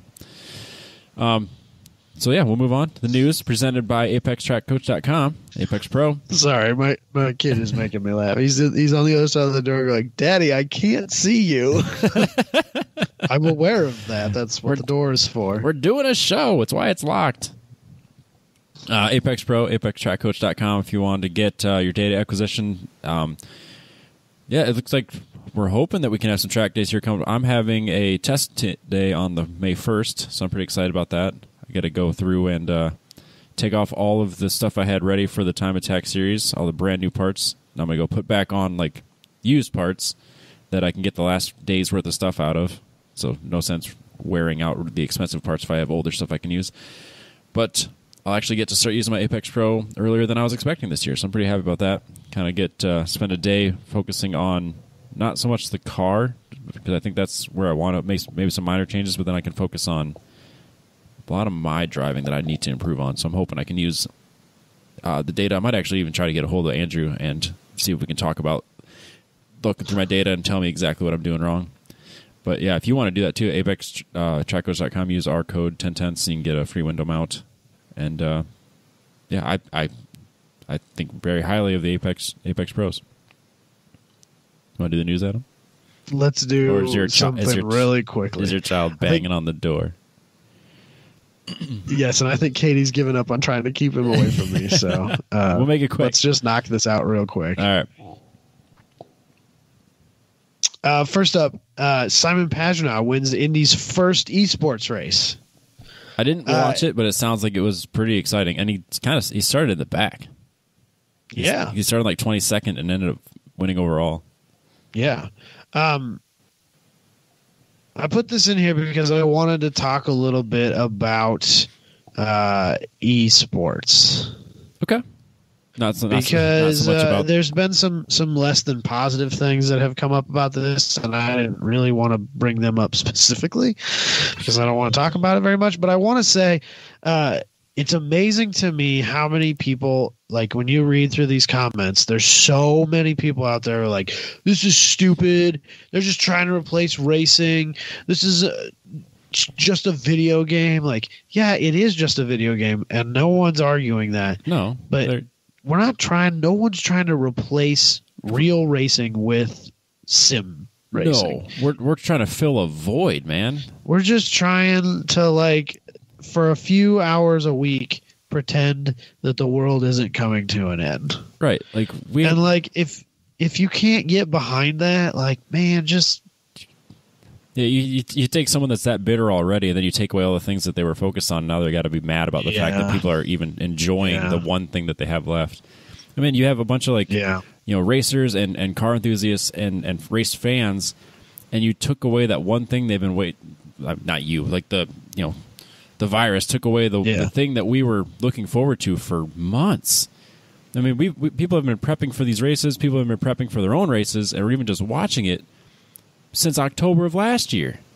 And now, that void is there, and we're all looking for anything to fill it with. Like I've been in the sim more often than I had all winter. I mean, legitimately, I was in the sim doing 2 hours of practice last night.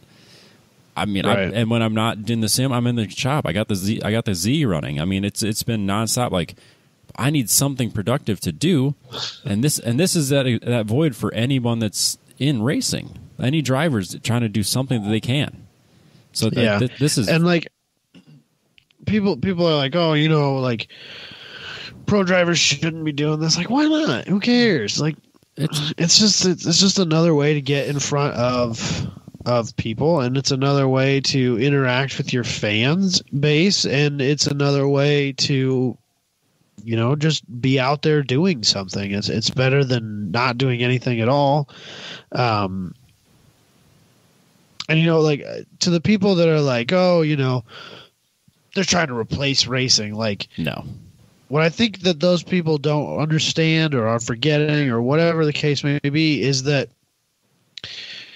there are a lot of people that I've heard about that have came up through the sim racing ranks, and all of those people will tell you that their ultimate goal was to drive real race cars. None of these people had the ultimate goal of being the best sim racer. That wasn't what they wanted. Sim racing is just a means to an end. It's a way to practice. It's a way to socialize with your friends, to have fun, to hone your racecraft, to learn a racetrack, whatever it is that you're using it for. It's not, nobody's trying to replace real race cars and real racing with simulated games. No, I completely agree. I mean, just anything right now. The NBA is doing the same thing too. You think they're going to try to replace games with horse? Of course not. They're filling a void. Everyone's doing what they possibly can to get that fix that they're looking for. So, like, right now, you can't get on a track. Well, you can get on a sim, and that's what people are doing. And even if you can't watch a race, you can watch a sim race. It's just as exciting. In fact, I would argue that it's probably even more exciting because the crashes are happening 10 times as often, and there's no repercussions. Well, and like, I think NASCAR is a little bit better about this, but like Formula One, those cars aren't the same car. Those, like, the best driver in the field might be the guy in the back because he's stuck with Williams and he's just not going to win. Right. He's not going to beat a Mercedes driver, no matter how big the disparity is in driving talent, because the car is just that much better. It's just a fact of life. Oh, yeah. Well, when you're driving on iRacing or on F1 2019 or something like that, that's gone. And I realize that it's not the same because they're not real cars, and there is a difference. And some people just can't drive sims, and I get that. Yes. But there is some level of that skill and that talent that transfer between the two. And this, it's just another way to showcase your talent. And I don't understand why people are so negative about it. I think people are just looking for an excuse to be mad about something. I mean, well, there's that group of people. There's a lot of things to be mad about. I don't know, this just seems like the weird thing to be mad at. I completely agree. This is not anything to be mad at. Just enjoy enjoy the things that are being presented in front of you for what they are, and everything doesn't have to be a end of the world situation. Oh, iRacing's here. Enjoy it. We'll get back to real racing here soon. Yeah, I'm sure iRacing is enjoying it. Heck yeah. I'll bet they've pulled in so much money. There were over the last month. There was 17,000 people racing online last night. Yeah, exactly. I know a bunch of people that have either bought iRacing or like maybe had stuff but didn't really do it that often, are now regulars, and they've probably bought more cars, they've bought more tracks, they've bought their memberships, whatever it is. Yep. Dude, they gotta be rolling in it. They're doing very well. This is the best quarter they've ever had. I guarantee it. There's not a lot of businesses that can say that right now. No, and I've said before that I prefer Assetto Corsa, like when it comes to just like being on the sim, but the fact that I'm doing iRacing and doing it with people that I know again, now that's a social thing, and now it's more like when I was playing Call of Duty in college, and it wasn't because I wanted to be the best Call of Duty player, but it was because I was playing with friends, and it was fun, and I was enjoying it, and it gives you that extra motivation to get back in there. It's like, well, what am I going to do tonight? Well, I got friends on iRacing. I guess I'm going downstairs for 2 hours, and it's going to be awesome. Right. Yeah. Yeah. Makes me wish I had a laptop that would even come close to running it, because I would absolutely be on it right now. You would be shocked at how slow of a computer that actually works. No, I've looked, and this one is falls drastically short of it. So does mine, and it works just fine. Yeah, maybe. But this one, I don't even know that it has a big enough hard drive to hold the file. Okay. So, but this is a very, very cheap laptop. There is one thing that I really like about iRacing, is that you get an email a week before you get a subscription renewal, instead of just like auto renewing like everybody else does. Oh, that's very nice. Novel concept. I appreciate that. I got the email. I was like, well, I'm going to let you take my money anyways, but I really appreciate the fact that you remind me a week before you take it. Yeah, how hard is that? It gives me the opportunity to go, you know what? Maybe I'm not using this anymore. I mean, I am. Instead of Xbox Live that smacked me with a $70 read subscription charge that I didn't know was coming. Don't. Yeah. That one hurt. Rude. Yeah, so I shut off auto renewal on that. Yeah. No, I appreciate iRacing's email. It was nice. Yeah. We can move on. Yeah. Next up, Cadillac is going to build manual performance cars, Robbie. 4 doors.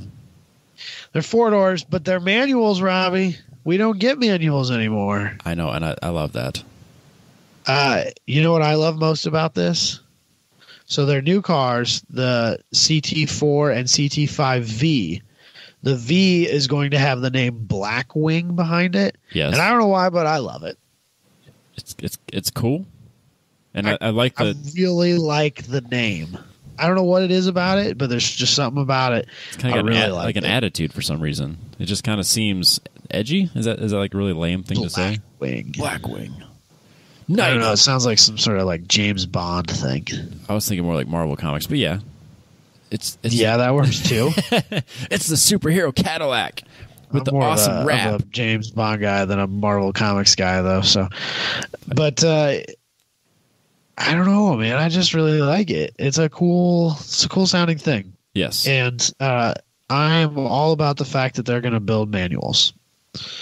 I think that there are people out there that wouldn't have bought this car that might actually buy it. There's not going to be very many. Don't get me wrong. No, this is. But I think there might be like some BMW or Mercedes-Benz drivers that are used to being able to get manuals that can't do it anymore. That might actually look at buying a Cadillac in because there's a manual. Yeah, and I think it's cool. And they're good looking cars. I mean, there's nothing. Oh, they're so good, dude. It's a very good. There's nothing to car. dislike about them. I mean, they're. Yeah, and again, I'm not a big fan of like sports sedans, but like this is good. Such a good looking car. How long does it take before Luke buys one of these and drifts it? He doesn't even have to swap out the transmission. It's there. That CT4V looks so good. Yep. Blackwing. The Blackwing. 3.6 liter twin turbo V6 sorry. Am I reading that wrong? Nope, that's what the CT4. Yeah, I thought the 4 had the V6 and then the 5 had the V8. Yep, has a V8. Yep. Because it's just the LS3 in the 5? Do I remember that? I'm not sure. I can't remember correctly off the top of my head. I do remember reading the article, but yeah, it'd be a fun, quick car. 6.2 liter LT4. Okay. Previous rumors have suggested. There's none of this has been confirmed. Oh, damn it! Rumors. So, the CT4V could get the 3.6 liter twin turbo V6 that's in the ATS-V currently, or maybe the newer 3 liter twin turbo V6 that they also could be using. So nobody really knows exactly what's going to be in that car yet either. But it'll be good. They say that the both the CT4 and 5Vs Blackwings were seconds faster around VIR than their predecessors. So that would mean that this will probably be the CT5V will probably be the fastest Cadillac ever made, which is kind of cool. Around a track, anyway. Yeah, hell yeah. So, and they make their front brake replacements are common in 240s now, apparently. Yeah, I think there's a website like ctsvbrakes.com or something like that, and they sell like kits to put CTSV brakes on all kinds of stuff. They're big, like 6-pot Brembos. It's a very common thing. Yep. To be putting on the front of a lot of different cars. Yep. So I've seen that before as well. Oh, they look good. So. And I like how and for their camouflage, they did I guess maybe it's not camouflage, but they did this like a crazy livery with some like digital camo-ish. It's kind of. Yeah. It looks good. I don't know. I can see that about it. I could see that being a livery for some guy at Grid Life. Yeah, absolutely. So, right. And we can wrap this up. Up next, Lucid Air prototype delivers 400 miles on a charge. It's pretty good. So this is the magic number, right? This is whatever, because like I think most car manufacturers nowadays at least kind of try to target that 400 mile mark for their gas tanks. Right. It always seemed to me like that was kind of the unspoken target number. And I know that's always been the big number that people have looked for because range anxiety is the biggest thing with EVs, right? And so this new Lucid Air, supposedly, although they have not been done with third-party independent testing, supposedly they claim that it will do 400 miles on a charge, which is great, right? That's good, yeah. So, what I didn't realize, and mostly because I just haven't looked into it because it's not really a thing I care that much about, but apparently if you buy the long-range models of the Model S, the Tesla, you can get 390. Yeah, so it's basically there. Which, as near as makes no difference. That's fine with me. But like, that's $100,000+ car. Yes. And I assume based on what this Lucid looks like that it's a Model S competitor. It should be. It's not going to be a $40,000 car. It's supposed to be 60, and I don't. My thing is I don't know anything about it, but like just looking at it, their website implies that this is it's very similar to the Model S. It's clearly chasing after the Model S when it comes to like performance, features, because it's teasing a fact of like over the airwaves, updates, autonomous driving, like future compatible stuff. Like, I mean, they're clearly aiming for the market of people that are going to be looking at Teslas. But and they're saying that this is supposed to be a $60,000 car, and I don't know if that's the same thing as Tesla saying it's a $35,000 car that you can buy for $70,000. And if we all know that that's what it's going to be, though, right? Because I mean, they're taking pre-orders on their website just like Tesla. I mean, it looks like a Tesla mashed with a Panamera. Because it's kind of like a weird shooting brake rear end, but it's not a bad looking car. But it's just kind of strange to me that like I don't understand why every electric sedan has to have a 200 mile an hour top speed and 1,000 horsepower. So this was my thing too, right? So I realize that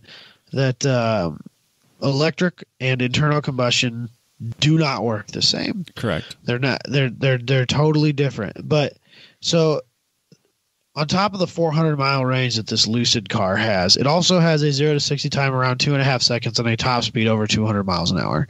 And they talk farther down in here about how this car was top to bottom 100% designed around the thoughts of efficiency. Down to like the idea of like, so this car uses a 900 volt electrical system, which is, I'm not sure what the what the Tesla is, but it's much lower than the Tesla. And the reason they did that is because they can use smaller gauge wiring in the battery packs, and they can use a smaller battery pack, and they can probably use smaller windings in the motors, and all that takes weight out of the car. And that's all fine and dandy, but like, why does the car need to do 200 miles an hour? And why does it need to be able to do 0 to 60 in 2.5 seconds? Why can't we have cars that do 140 miles an hour and 0 to 60 in 4 seconds, which is still not slow? No, it's a quick car, especially for being it's a heavy sedan. And you can't tell me that pulling back on those performance figures isn't going to increase range. Right. Yeah, it seems like everyone's aiming for like the high range, but they also feel like they have to have these insane performance numbers. Every electric car doesn't have to have 1,000 horsepower. It doesn't have to be $100,000 race type advertising. And when are we going to get like a real for the masses car? Because like the Model 3 is more of like a 3 or maybe even 5 series competitor. It's not a Malibu. You know what I mean? It's not a Toyota Camry. It's a much nicer car than that. Yeah, and so like, when are we going to get more regular cars? I think it's kind of got to go. In my eyes, it has to go hand in hand. You need a Toyota Camry style that someone that's not looking for a $60,000 car can buy. So like, if you can get a legitimate, reasonable electric car for about $30,000, and there's the infrastructure to support it, I think it would start to take off. I'm not a fan of electric cars. I think the infrastructure is there now. For a large percentage of our population, the infrastructure is there, and I understand like that luxury cars are usually the higher margin cars, and so to get that infrastructure built out, we had to start there. Right. But we started there. We got there. Now it's time to pull that back a little bit, isn't it? I would say so. I still think there isn't a car on the market that people are buying that would be equivalent to just like your everyday car. I mean, you have you have the Leafs and like these other weird, quirky cars. Yeah, but those are like city cars, right? Those are not designed for people like you and me. That like we don't live in urban areas necessarily, but we also aren't in like rural Montana either. Right. You know. And so, like, I don't need a car necessarily that does 400 miles. Like my Blazer, it only gets like 250 miles on a tank. Right. And it's not great, but it's fine. No, but the thing is, you can fill it up, and 2 minutes later you're back on the road. So, like, you're not worried about how many miles you get out of a tank because you can. Right, but I can also like if a car can get 250 to 300 miles, 99% of my traveling would be taken care of by that. For sure. You know, and I can plug it in at home. Yeah. And that's fine. There's nothing wrong with that. And like, I need a car that's in the $20,000 to $30,000 range. That's not some quirky, stupid city car Leaf that's actually big enough to put my wife and kids in. I don't need a Model S either. That's the person that you can't buy a car for right now. Right. And that surprises me.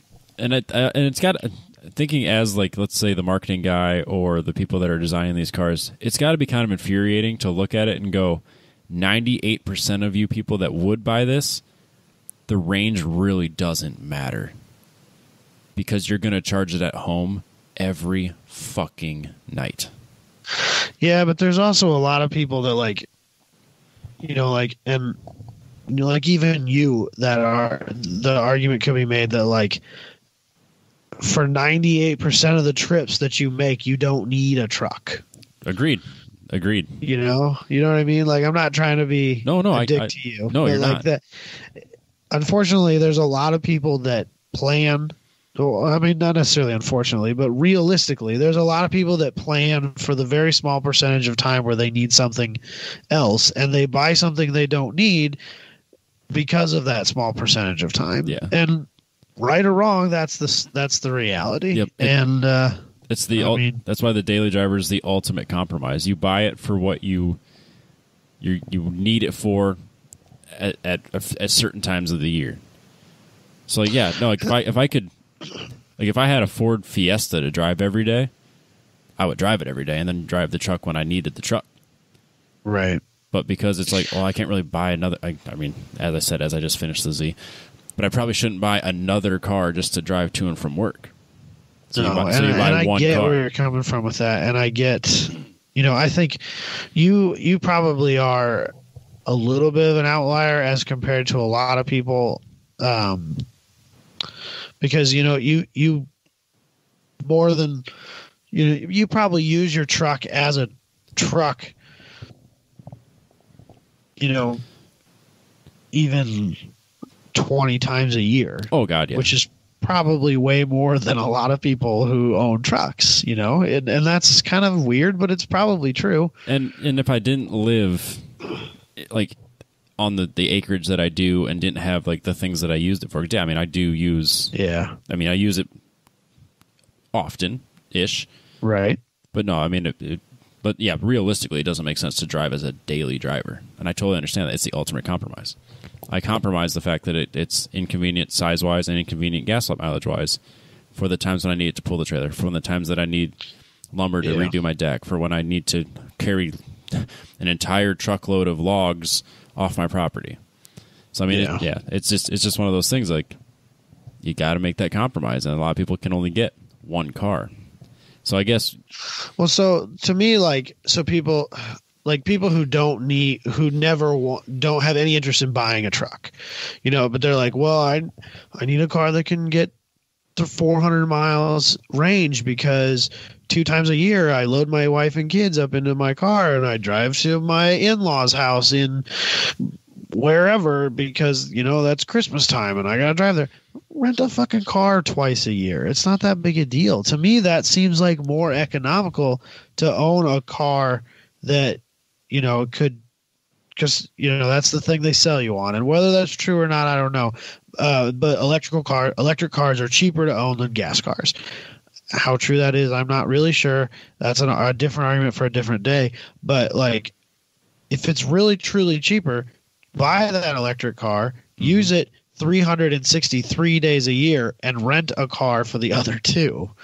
It doesn't seem like it'd be that big a deal to me. No, I that's where I'm at with electric cars too. Like, I'm not into it. I have no intention of buying one. But I think the people that get hung up on range anxiety, like, I think if you need a car that can go that many miles, then electric isn't for you.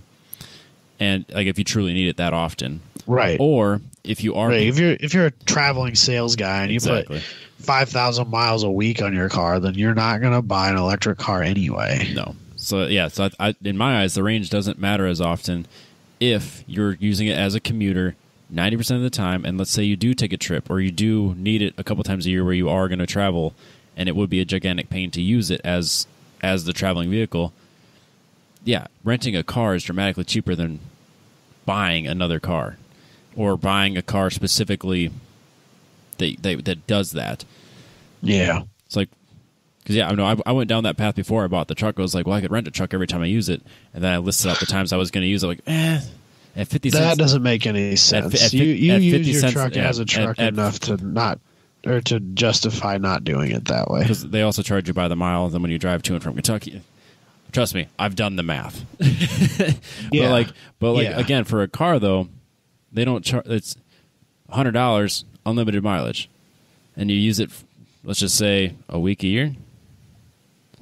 So right. I don't. It just I guess to me it just kind of seems strange how many people get hung up on range anxiety when I don't think it's quite as big a deal as people make it out to be. I'm not saying it's not a problem. I'm just saying it's probably not as big a deal as everyone makes. I think there's a real easy way to work around the times when it is a problem for an overwhelming majority of our population. Yes. So. Let's wrap this up because I think my kid's having a meltdown. Yep. This has been a long show. Let's call it, and let's try it again next week. And thanks everybody for listening. Have a good night. See ya.